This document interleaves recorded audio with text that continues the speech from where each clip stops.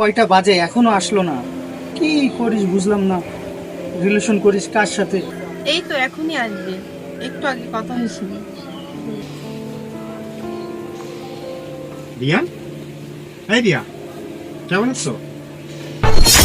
তোমার কি অবস্থা? কে রিয়া এটা? এরকম একটা ভিখারির সাথে আমি প্রেম করেছি? লুঙ্গি পরাই, এটা কি পড়া তোমার? রিয়া, তুমি তো আমাকে কোনো কথাই বলার সুযোগই দিলে না। কি সুযোগ দেবো তোমার আমি? এই তোমার ড্রেস, এই তোমার চলো না। আমার জুতার দাম কত জানো? এই থাকো তো। তো হচ্ছে চয়েস, চয়েস দেখলেই বাসে। চল। আসে, থেকে আসে, ছাড়ি।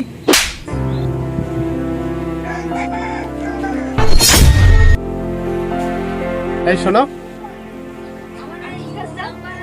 এই তুমি বাচ্চাটাকে ওইভাবে খেলা দিলে কেন? দিবে না ভালো কথা, ওকে ওইভাবে লাথি মারলে চট মারলে কেন?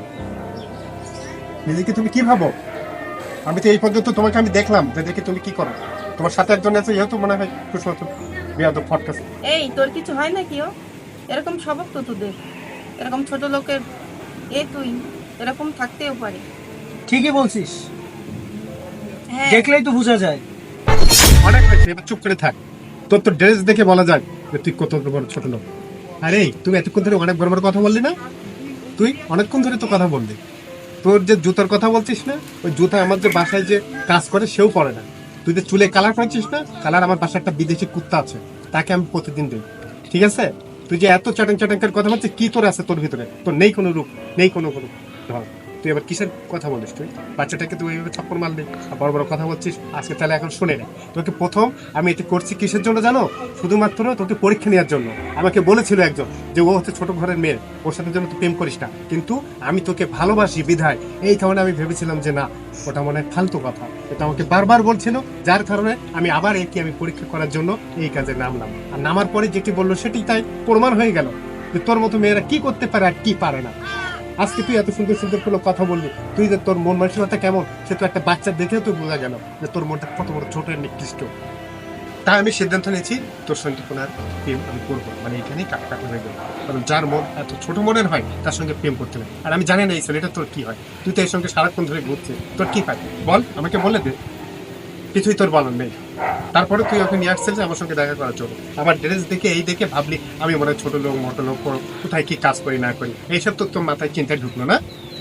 আমার কি কি আছে একটাবার আমার বাইরে থেকে গেটের দারোয়ানের কাছ থেকে শুনিস। এই যে এখান থেকে যাবি না, ওই পাশে বাম পাশে, ওই বাম পাশের যে গেটটা দেখলি না, ওটা হচ্ছে আমার বাসা। ওটা আমার নিজের টাকার কেনা, আমার বাপের টাকা না। আমার বাপের অসংখ্য টাকা আছে, সেই টাকাতে কিন্তু করি না। আমি নিজে কষ্ট করে পরিশ্রম করে এইগুলা করছি।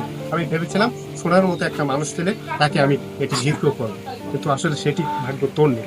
তাই আজকে তোর একটা কথা বলি, মানুষকে মূল্যায়ন করিস, মানুষকে দেখে করিস, মানুষকে দেখে অমর্যাদা করবি না, বুঝেছিস? তোর সাথে আর কখনো কথা হবে না। প্লিজ মাফ করে দাও, মানে ভুল হয়ে গেছি, না জানি না শুনে বলে ফেলেছি, মাফ করে দাও এবার।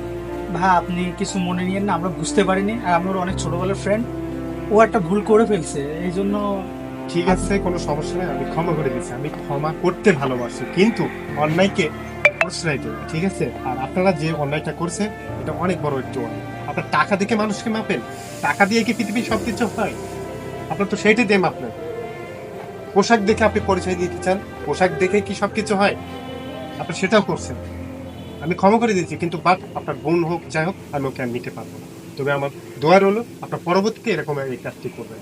প্লিজ ভাই আপনি ইয়ে করেন না। আপনার ভালো থাকবেন। তুই কান্দিস না, এই শিক্ষাটা আমাদের পাওনা ছিল এবং আমরা এই শিক্ষাটা পাইছি। চল।